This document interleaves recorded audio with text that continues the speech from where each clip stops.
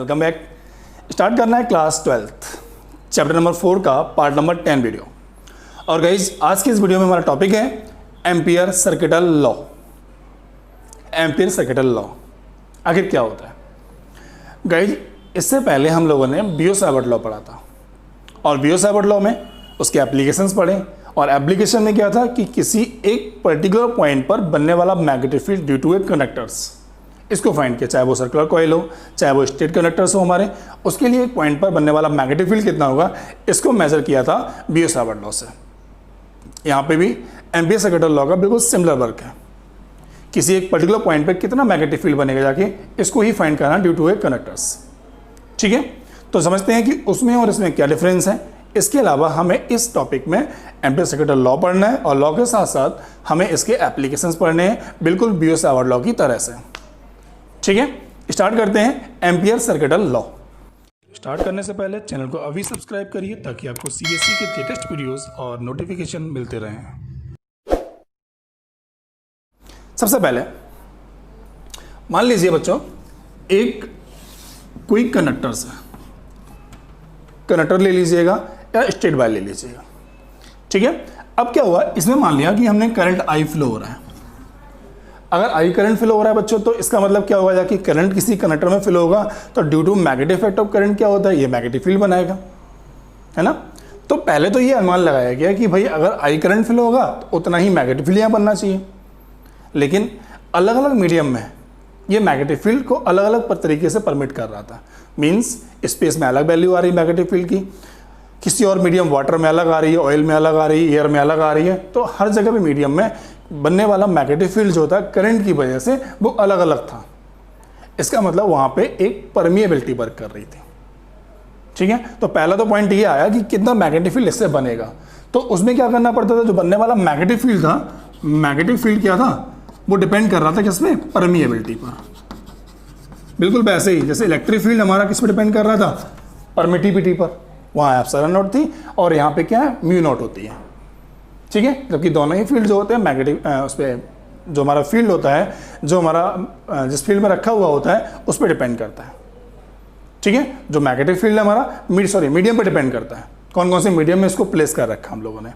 ठीक है, let's suppose हमने माना ये स्पेस में है और स्पेस में था तो हमने कहा करंट आई फ्लो हो रहा है तो मैग्नेटिक फील्ड कितना बना, तो मैग्नेटिक फील्ड बना जाके बच्चों म्यू नॉट आई, म्यू नॉट लगा दिया तो स्पेस का बोल रहे हैं, या म्यू के साथ कोई और वर्ड लगाते तो उस मीडियम पर्टिकुलर की बात कर रहे होते हैं हम लोग।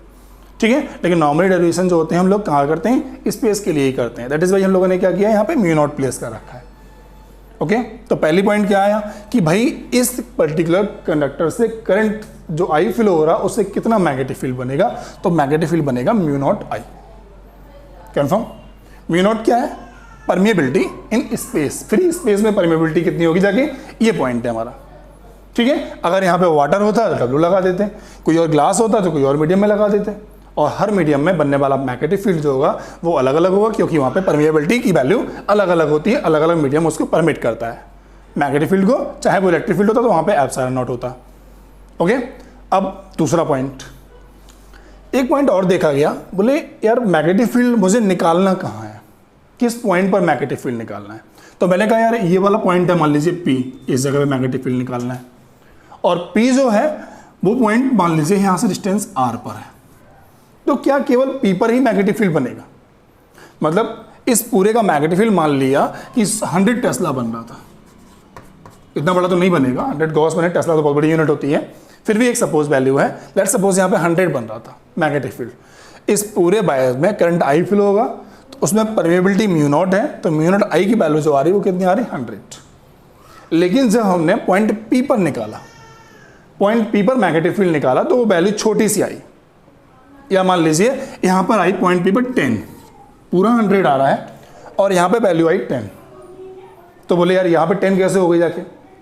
ठीक, अब क्या हुआ, जैसे 10 हुई तो हमने देखा कि यहाँ पॉइंट रखा है, यहाँ पॉइंट रखा है, यहाँ पॉइंट रखा है, यहाँ पॉइंट रखा, ऐसे में लगभग 10 पार्ट्स किए इसके, पूरा लूप बना लिया ऐसे गोल। और गोल लूप जब बना लिया तो हमने देखा इस पूरे लूप पर इस तरीके से हर पॉइंट पर 10 टेस्ला बन रहे हैं, और ऐसे कितने हो रहे हैं, लगभग 10 पार्ट हो रहे हैं। और उन 10 की वैल्यू कितनी आ रही है, उन 10 की वैल्यू कितनी आ रही है, 10 × 10 कितना हो गया, 100, एक पॉइंट। ठीक है, फिर से एक कनेक्टर्स हमारे पास और कनेक्टर्स में पॉइंट्स ने मेंशन किए और ऐसे पॉइंट्स को सभी को मिला दिया और इन पूरे पॉइंट्स पर बनने वाला मैग्नेटिक फील्ड 100 आया, जो कि टोटल मैग्नेटिक फील्ड के बराबर था। एक पॉइंट हो गया। दूसरा, अब हमने क्या किया, ये वाला पॉइंट थोड़ा दूर ले लिया इससे। जब ये वाला पॉइंट थोड़ा दूर आ जाएगा आउटर, तो ये पहले से मालूम है कि डिस्टेंस जितनी बढ़ेगी उतना मैग्नेटिक फील्ड वीक हो जाएगा। ठीक है, अब क्या हुआ, जैसे ही हम यहाँ पे दूर गए तो यहाँ पे मैग्नेटिक फील्ड आ गया 5। पहले इस वाले भी पॉइंट पे कितना बन रहा था, 10 बन रहा था सपोज, तो यहाँ पे कितना बना, इस बार 5 बन गया। ठीक, लेकिन जैसे ही हमने इसके आसपास का लूप बनाया तो लूप काफ़ी बड़ा हो गया हमारा, और जब लूप हमारा पूरा बड़ा हो गया यहाँ से लेके यहाँ तक का, तो इसके जो पार्ट्स थे, पहले कितने पार्ट्स किए हमने, 10 पार्ट्स छोटे छोटे हिस्सों के। अब की बार जो पार्ट्स थे वो भी डबल हो गए हमारे। इस बार जब हमने पार्ट्स गिने, यहाँ पे पॉइंट ऐसे मेंशन किए, तो ये 20 पार्ट्स में आ रहा था। तो 20 × 5 कितना हो गया, 100। मतलब इस बार भी पहले 10 × 10 चल रहा था, फिर 20 × 5 चला। वैल्यू कितनी दोनों बार में, किसके बराबर, पूरे वाले मैग्नेटिक फील्ड के बराबर। मतलब ये 100 टेस्ला ही बना रहा है, टेस्ला तो नहीं होगा, 100 ही बना रहा है मैग्नेटिक फील्ड। उसके बाद पॉइंट हमारा यहाँ आ गया तो छोटे छोटे हिस्से कम हो गए हमारे यहाँ पे, तो 10 10 10 का डिवाइडेशन हो गया। पॉइंट यहाँ पे आ गया तो ये 5 5 का डिवाइडेशन हो गया। और दूर चले गए तो 2.5 के 40 पार्ट्स हो जाएंगे जाके इस तरीके से, है ना। और दूर चले गए तो 1 पार के 100 पार्ट्स हो जाएंगे इस तरीके से आके। लेकिन बनेगा कितना मैग्नेटिक फील्ड, 100। मतलब ये बात यहाँ समझ में आई कि नंबर ऑफ पार्ट्स ये वाले, ठीक। एक पॉइंट पे बनने वाला मैग्नेटिक फील्ड कितना है, एक पॉइंट पे बनने वाला मैग्नेटिक फील्ड कितना है, छोटी सी लेंथ, भाई ये पूरी लेंथ कितनी है, ये पूरी लेंथ है L, तो छोटी लेंथ कितनी हो गई DL। और DL में अगर ये DL है जो हमारी, उसका इंटीग्रेशन कर देंगे पूरा, तो क्या निकल आएगी, पूरी लेंथ इसकी निकल आएगी। फिर से जो पॉइंट P जिसकी वैल्यू 10 मानी है हमने, वो इस पूरे लूप की एक छोटी सी वैल्यू है, कितनी है, DL। और DL को इंटीग्रेट करेंगे तो ये सारे पार्ट्स यहाँ पे, ये सारे पार्ट का सम निकल आएगा पूरे का। ठीक है, जो लूप हम ले रहे हैं यहाँ पे कि एक पर्टिकुलर कंडक्टर्स और कंडक्टर्स के लिए ये वाली लूप करंट आई, ये छोटा हिस्सा कितना है, DL, और ये DL DL DL DL पूरे मिलकर कितना बन जाएगा, इंटीग्रेशन ऑफ DL, इस पूरे की लेंथ निकल आएगी। ठीक है, फिर से पूरा बनने वाला मैग्नेटिक फील्ड μ0I, और μ0I बराबर किसके आ रहा है बच्चों, μ0I बराबर आ रहा है किसके, 10 × 10 20 × 5। ये क्या है, ये जो है मैग्नेटिक फील्ड, ये क्या है, 10 magnetic field, 5 magnetic field, B, ये वाला भी B। और इसमें कितने पार्ट्स हैं, 10 पार्ट। इसमें कितने पार्ट्स हैं, 20 पार्ट। ये 20 क्या है, 20 DL है ना, DL DL DL DL DL DL कितने DL है, 20। तो इसका मतलब जो बनने वाला मैग्नेटिक फील्ड है, एक मैग्नेटिक फील्ड ये है और दूसरा मैग्नेटिक फील्ड कितना है, B × मैग्नेटिक फील्ड, टोटल इतना है, और ये वाला मैग्नेटिक फील्ड है BDL के बराबर। ये बात समझ में आई। फिर से मैग्नेटिक फील्ड हमारा 100 ही बनना है, और 100 बराबर किसके आ रहा है, 10 × 10 के। ये 10 क्या है, एक छोटे से पॉइंट पे बनने वाला मैग्नेटिक फील्ड। ये 5 क्या है, छोटे से पॉइंट पे बनने वाला मैग्नेटिक फील्ड, यहाँ पे या यहाँ पे। ये मैग्नेटिक फील्ड हो गया हमारा B। ठीक, अब ये DL DL DL DL पूरा कितना हो गया जाके, कितना, मान लो इसकी लेंथ है यहाँ पे 10, तो 10 × 10 कितना हो गया, 100। यहाँ लेंथ कितनी है इसकी, 20 × 5 कितना हो गया, 100। और बड़ा कर देंगे तो 100 लेंथ, तो 100 × 1 कितना हो गया, 100। इसका मतलब ये वाली जो वैल्यू है ये किसके बराबर है, इस वाले के। यही प्रूव किया एम्पियर सर्किटल लॉ ने। एक सर्किट हमारा कंप्लीट बन रहा है, सो सर्किट बोल दिया गया सर्किटल, और ये लूप, और ये सर्किटल लॉ किसके लिए है, एक पर्टिकुलर लूप पे वर्क करती है। ठीक है, तो यहां से फॉर्मूला डेवलप हो गया कौन सा, μ0I = इंटीग्रेशन ऑफ, अब मैग्नेटिक फील्ड में डायरेक्शन होगी तो B, ठीक, और DL में भी डायरेक्शन होगी तो DL। ओके, μ0I = BDL, और BDL में क्या हो जाएगा बच्चों, BDL में हो जाएगा जाके A.B, क्योंकि हमें पता है A vector dot B vector क्या होता है बच्चों, AB cos θ। ठीक है, तो यहां प्लेस करेंगे तो क्या हो जाएगा, μ0I = BDL cos θ। ये तो आ गया फॉर्मूला हमारा। अब जरा डेफिनेशन पढ़ लेते हैं इसके, एम्पियर सर्किटल लॉ कैसे होता है उसके बाद हम बात करेंगे एम्पियर सेकेंड लॉ को अप्लाई कैसे करेंगे अलग अलग कंडक्टर्स के लिए, इसका मेथड क्या होता है, और मेथड के लिए हमें तरीका समझना पड़ेगा। कंपेयर करेंगे जाके इलेक्ट्रिक फील्ड वाले टॉपिक गॉस थ्योरम से। ठीक है, तो फिलहाल इसकी डेफिनेशन हमें यहीं से बना लेते हैं कि लाइन इंटीग्रल, ये क्या है, डीएल, इंटीग्रेशन ऑफ डीएल है ना, तो बोलेंगे लाइन इंटीग्रल, लाइन क्या है ये पूरी, इसका इंटीग्रल, तो line integral of magnetic field, magnetic field जिसमें है उसमें line integral, line integral of magnetic field is numerically equal to the mu naught times of flow of current in the conductors, that is the Ampere's second law statements।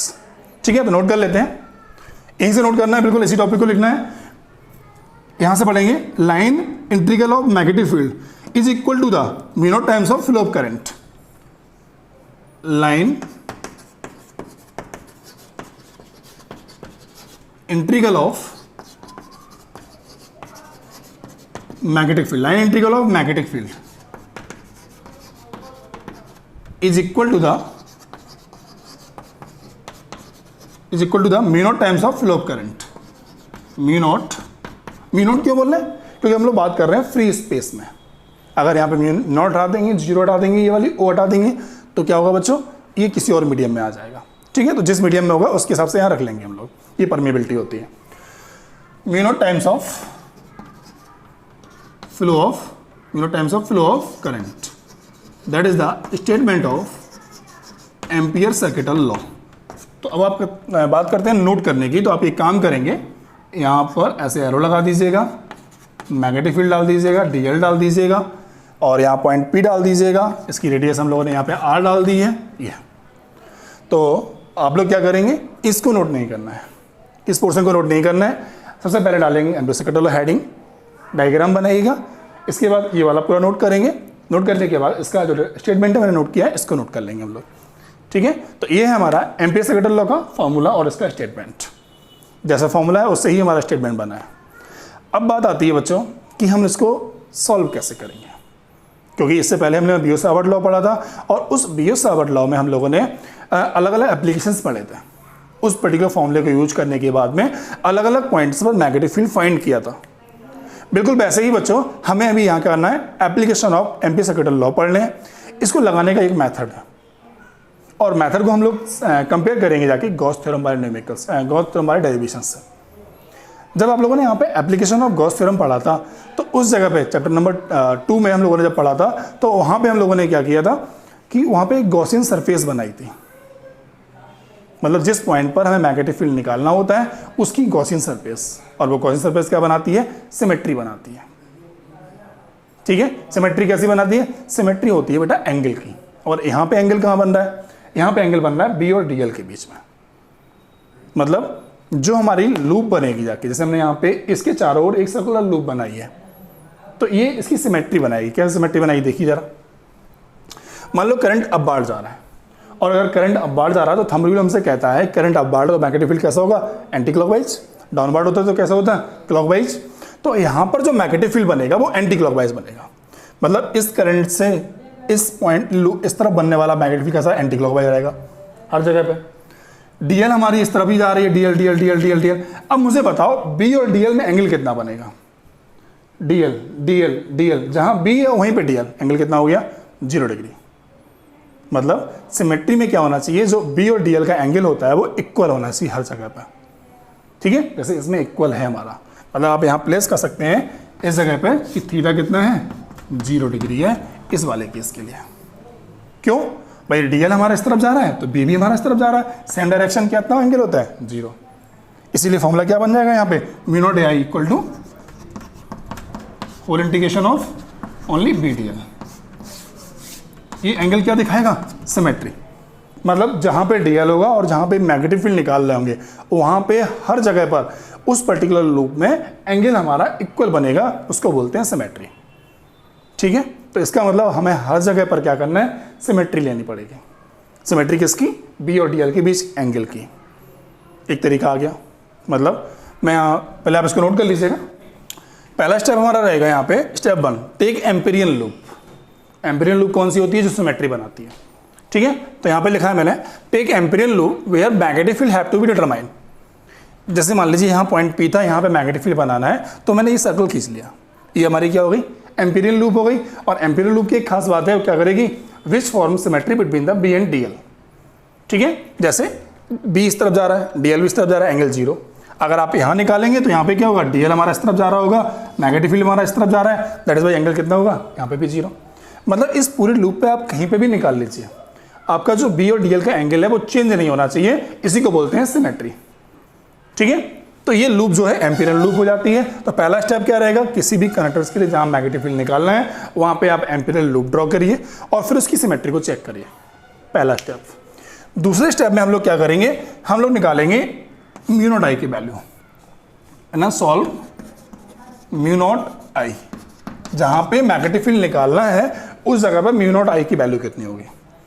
उसके बाद place put in, third number step में क्या रहेगा, put in equation कौन सी, mu naught I equal to B D L में place करेंगे और प्लेस करने के बाद में यहां से क्या करेंगे, उस पर्टिकुलर पॉइंट पर मैग्नेटिक फील्ड निकालेंगे। ठीक है, ये है method application of Ampere circuit law को यूज करने का। इन स्टेप्स को हमें फॉलो करना पड़ेगा हर एक एप्लीकेशंस में। अच्छा, एप्लीकेशन कौन कौन से होंगे, तो बच्चों एप्लीकेशन बिल्कुल सिमिलर हैं बियो-सावर्ट लॉ के।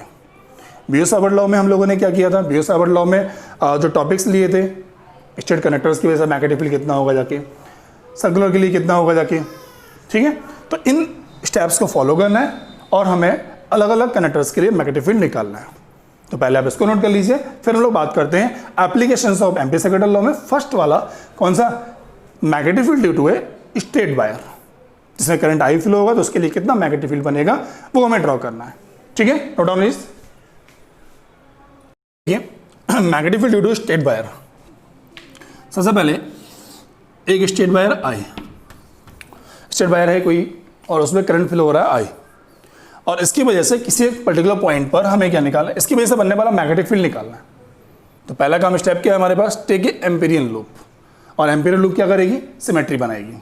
ठीक है, तो मैंने क्या किया, जिस पॉइंट पर मुझे मैग्नेटिक फील्ड निकालना था उस पर्टिकुलर पॉइंट पे हमने एक सिमेट्री बना, लूप बना दी। ये कौन सी है, एम्पीरियल लूप। और बच्चों एम्पीरियल लूप की खास बात क्या है, एम्पीरियल लूप की खास बात है कि जहाँ पे मैग्नेटिक फील्ड निकालना होगा जाके, और वहाँ पे बी और डी एल में बनने वाला एंगल हर जगह पे कैसा होगा, इक्वल। ठीक है, लेट्स सपोज हम यहाँ पे देखते हैं भाई करंट हमारा थंब ऊपर जा रहा है, तो राइट हैंड थंब रूल हमसे क्या कहता है, करंट अगर आप बाहर जाएगा तो जिस तरफ फिंगर कर्ल करती है उस तरफ क्या होता है, मैग्नेटिक फील्ड होता है। तो इसका मतलब एंटी क्लॉकवाइज मैग्नेटिक फील्ड बनेगा।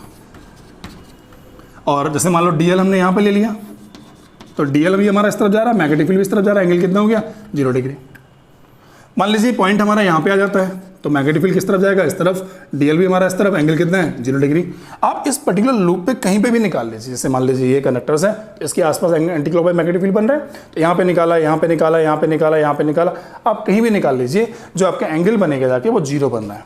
यही खास बात किसकी होती है, एम्पीरियल लूप की, जो सिमेट्री बना रही है बी और डीएल के बीच में।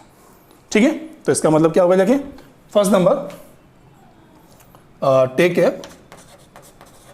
ए circular Amperian loop, circular Amperian loop which form symmetry, जो सिमेट्री बना रही है यहाँ पे, which form symmetry where magnetic field have to be determined, जहाँ पे मैग्नेटिक फील्ड निकालना वहाँ पे सिमेट्री बन रही है। ठीक है, एक पॉइंट हो गया हमारे पास। अब सेकेंड स्टेप में क्या करना होता है बच्चों, म्यू नॉट आई को, तो भाई करंट तो इसमें फ्लो हो रहा है ना यहाँ पे, और इस पूरे लूप में करंट तो आई फ्लो होगा।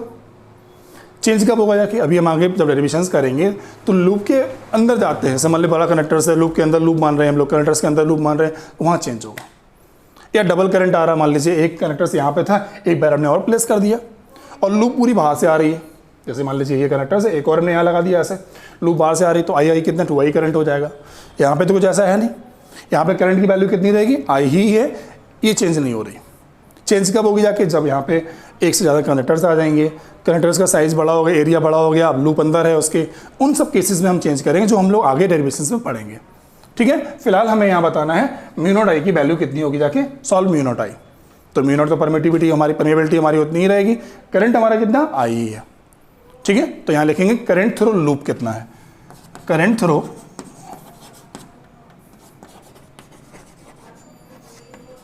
लूप इक्वल टू क्या रहेगा, आई। ठीक है, लूप में कोई करंट चेंज नहीं हो रहा है, यहाँ पे आई करंट ही रहेगा, आगे डेरिवेशंस में ये चेंज होगा। ओके, तब जैसे चेंज होगा बताएंगे हम आपको। फिलहाल करंट थ्रू लूप कितना हो गया, आई हो गया हमारे पास। अब इसके बाद लूप में करंट हमारा आ गया, आगे फ्रॉम एम्पियर लॉ। अब लगाते हैं एम्पियर्स लॉ को। एम्पियर्स लॉ क्या हो जाएगा बच्चों, integration of B D L equal to mu naught I. अब B D L cos theta, theta की वैल्यू कितनी है, 0, कॉस 0 की वैल्यू कितनी होती है बच्चों, 1। तो यहाँ पे कॉस थीटा खत्म हो जाएगा, केवल बी डी एल बचेगा। तो यहाँ पे हो गया जाके बी हमारा बाहर आ जाएगा, integration of D L cos theta मैंने डायरेक्टली खत्म कर दिया यहाँ पे, म्यू नॉट आई। ये लूप है और लूप में डी एल है, D L D L D L, ये पूरा, और पूरी क्या बन जाएगी, that is A circumference. Circumference कितनी होती है, 2 पाई आर। तो डी एल की इंटीग्रेशन कितना हो जाएगा बच्चों, 2 पाई आर हो जाएगा यहाँ से। तो यहाँ से मैग्नेटिक फील्ड हो जाएगा B equal to mu naught I, divide में आ जाएगा 2 pi R. R is the radius of the loop. ठीक है, तो ये आ गया magnetic field due to a straight wire. Done, that is the first application and first derivation for the Ampere circuital law. अब बात करनी है नेक्स्ट वाले में, सेकेंड एप्लीकेशंस में, magnetic field due to a current carrying conductors. दोनों में फ़र्क है, यहाँ पे स्टेट वायर था, ये भी स्टेट कंडक्टर्स है हमारा, लेकिन वहाँ पे अब हम थोड़ा सा थिकनेस ले लेंगे। जो हमारे पास स्टेट कंडक्टर्स इस बार रहेगा जाके, वो हमारा कैसा थिक होगा, उसके पास एरिया होगा, और जब एरिया होगा जाके तो पॉइंट्स अलग अलग बन सकते हैं उसके लिए, outside, on the surface, at the surface. इन 3 जगहों पर हमें मैग्नेटिक फील्ड अब निकालना है। ठीक है, तो आप इस डेरिवेशन को नोट करिए। सेकेंड एप्लीकेशन को पढ़ते हैं हम लोग किसके लिए, magnetic field due to a state current carrying conductors के लिए। Note down it. देन अब आता है magnetic field due to state current carrying conductors. एक कंडक्टर्स हमने बनाया हुआ है यहाँ पे, और इसकी वजह से बनने वाला मैग्नेटिक फील्ड निकालना है। पहला पॉइंट तो यही आता है कि निकालना कहाँ है मैग्नेटिक फील्ड। तो बच्चों लेट सपोज 3 पॉइंट्स बनेंगे यहाँ पे, आप यहाँ पे निकाल सकते हैं, बाहर कोई आउटसाइड पॉइंट है। ठीक है, तो यहाँ ले देता हूँ मैं पी आउटसाइड पी ओ, इस जगह पे निकाल सकते हैं। मैग्नेटिक फील्ड इसकी सरफेस पर भी बनेगा, पी सरफेस हो जाएगा पी एस, और एक मैग्नेटिक फील्ड हमें फाइंड करना है पी इनसाइड। इसके अंदर कोई पॉइंट है भाई, करंट पूरे में बन रहा है तो अंदर भी मैग्नेटिक फील्ड बनेगा, सरफेस पर भी बनेगा, और बाहर भी मैग्नेटिक फील्ड बनेगा। इन तीनों पॉइंट से मैग्नेटिक फील्ड हमें फाइंड करना है। ठीक है, सबसे पहले बात करते हैं पी आउटसाइड के लिए। पहला स्टेप हमारा क्या होता है, draw a imperial loop. Imperial draw करनी होती है जो कि बी और डीएल के बीच में सिमेट्री बना रही होती है। तो इस पॉइंट पर एम्पिरियल लूप कैसी बनेगी, तो एम्पिरियल लूप बनेगी सर्कुलर। क्वेश्चन आता है कि और क्यों नहीं बनेगी, तो कोई और ना बनने का रीजन, वो सिमेट्री नहीं बनाएगी। ठीक है, तो फिलहाल यहाँ पे इस पॉइंट पर बनानी है एम्पिरियल लूप। ये बन गई। मैग्नेटिक फील्ड डायरेक्शन कैसी होगी, करंट अब बाहर जा रहा है तो एंटी क्लॉकवाइज होगा यहाँ पे, तो ये हो गया मैग्नेटिक फील्ड। डीएल कहाँ होगा जाके, एंटी क्लॉकवाइज जा रहा ये इस तरफ, और यहाँ से इसके सेंटर पॉइंट से डिस्टेंस मान ली हम लोगों ने इसकी, that is a small R. तो भाई इस लूप के अंदर जो करंट होगा जाके उतना ही करंट हमें लेना पड़ता है। तो इस पूरे लूप में करंट तो आई, इस पूरे करंट कंडक्टर का करंट कितना आई है, तो इसका मतलब similar, same to previous magnetic field at outside at point P O point पर जो मैग्नेटिक फील्ड बनेगा जाके B equal to mu naught upon 2 pi, mu naught upon 2 pi I upon R. क्यों आई अपॉन आर, क्योंकि भाई current हमारा आई है, कोई चेंज नहीं आ रहा, पूरे लूप इसके अंदर है, सिमेट्री वीडीएल की हमारी वही बन रही है, डिस्टेंस हमने आर मानी है, तो इस पॉइंट पर पी नॉट पर बनने वाला, पी आउटसाइड पे बनने वाला मैग्नेटिक फील्ड बिल्कुल वही बनेगा, कोई चेंज नहीं। ठीक, पहला। अब सेकंड नंबर इसमें आता है, ए हो गया। अब आता है बी, एट सरफेस। इस कंडक्टर के सरफेस पर मैग्नेटिक फील्ड कहाँ बनेगा, तो पी एस पर निकालना है, तो ऑब्वियसली पॉइंट पीछे आ गया, तो लूप सरफेस पर बनेगी जाके। तो यहाँ पे जो गॉसियन सरफेस बनाएंगे तो वो इस तरीके से बनाएंगे हम लोग, बिल्कुल सरफेस पर है। तो चेंज क्या हुआ बच्चों? तो चेंज हुआ जाके ये डिस्टेंस, मान लो इसकी रेडियस अब ये वाली आर है, ठीक है, तो ये डिस्टेंस हमारी चेंज होगी, जो पहले आर थी अब ये वाली आर होगी जाके। करंट कितना है? करंट तो पूरा कनेक्टर्स का ही आ रहा है, करंट में कोई चेंज नहीं आ रहा है। इसका मतलब एट सरफेस पर जो मैग्नेटिक फील्ड बनेगा, बी आउटसाइड हो गया, बी ऑन सरफेस मान लेते हैं, तो यहाँ पे mu naught upon 2 pi I over R, बदला क्या? ये डिस्टेंस, ये हमने आर मान ली थी, ये वाली आर मान ली, ठीक है। डिस्टेंस हमारी चेंज हुई जिसको हमने यहाँ पे प्लेस कर लिया, और कोई भी चेंज यहाँ पर नहीं है एट सरफेस के अलावा। ओके बच्चों, सी पॉइंट एट इनसाइड, ये वाला पॉइंट समझने वाला है। अब की बार पॉइंट कहाँ है बच्चों? अंदर। मैं एक काम करता हूँ, इस वाले पॉइंट को थोड़ा क्लियर करने के लिए मैं यहाँ बना देता हूँ। ये वाला पॉइंट है, मान लो यहाँ पे निकालना मैग्नेटिक फील्ड, और इसके सेंटर पॉइंट से ये डिस्टेंस है हमारी, मान लीजिए आर डैश, और जहाँ पॉइंट होता है वहीं पर लूप बनानी पड़ती है, ठीक है। तो यहाँ पे देखिए एम्पिरिकल लूप ड्रॉ की हमने यहाँ से, ओके। अब बदला क्या? डिस्टेंस बदली, करंट की वैल्यू। करंट बच्चों यहाँ पर पूरे उस कनेक्टर्स में आई था, और हमें जो करंट लेना होता है वो लूप के अंदर का लेना होता है। उस लूप के अंदर कितना करंट बन रहा है, समझे? मैंने बताया था ना, करंट पूरे लूप का, अभी तक तो बाहर था, आई सरफेस पे आई तब भी आई, अब इस लूप के अंदर कितना करंट बनेगा, ये ट्रिक है। यहाँ पे चेंज हो जाता है हमारा कि वैल्यू क्या होने वाली है, ठीक है। तो हमें क्या निकालना है? करंट इनसाइड लूप, इस लूप में कितना करंट बनेगा, इस बात की कंफर्म करना है। देखिए जरा, इस पूरे का करंट कितना है? आई। कितनी रेडियस में करंट है? ये आई। ये रेडियस में करंट है, मान लीजिए आर अगर रेडियस है, उस पूरे में करंट है, तो इसका एरिया क्रॉस सेक्शन, भाई कनेक्टर्स हमारे पास थिकनेस है, उसके बाद एरिया होगा, तो मतलब पाई आर स्क्वायर एक लूप जो है हमारी, उसमें करंट हमारा आई है। तो बताइए 1 पॉइंट पे कितना हो, यूनिट पे कितना हो जाएगा? तो एरिया का डिवाइड कर देंगे और उसमें मल्टीप्लाई कर देंगे इस एरिया का। कैसे? जैसे मान लीजिए यहाँ देखिए, ये पूरा कनेक्टर्स था, इसके लिए करंट बन रहा था हमारा आई, तो ये आई करंट किसके लिए है? ये आई करंट है इस पर्टिकुलर एरिया के लिए। तो यूनिट पे कितना बन जाएगा? तो यूनिट एरिया के लिए बन जाएगा जाके आई अपॉन ए, एक के लिए, और हमें निकालना है इस पर्टिकुलर एरिया का। तो इसमें क्या करें? ये यूनिट का निकालना है, हम इसके एरिया का मल्टीपल कर देंगे उसमें उठा के, है ना, इस एरिया का मल्टीपल कर देंगे, तो ये करंट हमारा इसके अंदर इस पर्टिकुलर लूप में बनेगा जाके। ये यहाँ पे चेंज है, करंट में चेंज है। और क्या चेंज है? और इसकी डिस्टेंस हमारी जो है आर डैश, ये वाली चेंज है। तो मतलब इनसाइड में जो करंट मैग्नेटिक फील्ड बनेगा थोड़ा चेंज बनेगा। कैसे? करंट इक्वल टू हो जाएगा जाके हमारा कितना? आई अपॉन पाई, और मैंने यहाँ डिस्टेंस आर मानी थी, तो pi R square unit current, और इनटू जो लूप हम ले रहे हैं उसका area, into pi R dash square, that is the current inside the loop. इस लूप में करने वाला करंट इतना होगा जाके। ये टॉपिक इंपॉर्टेंट समझने वाला है, ठीक है। तो पाई से पाई यहाँ क्रॉस हो गया, यहाँ बना जाके I R dash square upon R square, ये करंट हमारा रहेगा इसकी अंदर। आई चेंज हो गया। अब मैग्नेटिक फील्ड कितना है हमारा? बी इनसाइड, तो यहाँ लिख देता हूँ मैं ऊपर, बी इनसाइड इक्वल टू ये म्यू नॉट अपॉन 2 पाई, वैसा का वैसा ही 2 पाई। आई की वैल्यू यहाँ रखनी है, तो आई की वैल्यू यहाँ से रखेंगे, आई आर डैश स्क्वायर ये वाली अपॉन आर स्क्वायर, आई की वैल्यू। अब इसके बाद देखिए अपॉन आर, आर क्या? डिस्टेंस, इसके लिए हमने क्या ले रखी है? आर डैश, तो अपॉन आर रही, तो यहाँ पे मल्टीपल हो जाएगा ये आर का, आर डैश का, तो आर डैश से क्या होगा? एक पावर यहाँ पे खत्म हो जाएगी। तो बनने वाला मैग्नेटिक फील्ड कितना होगा बच्चों?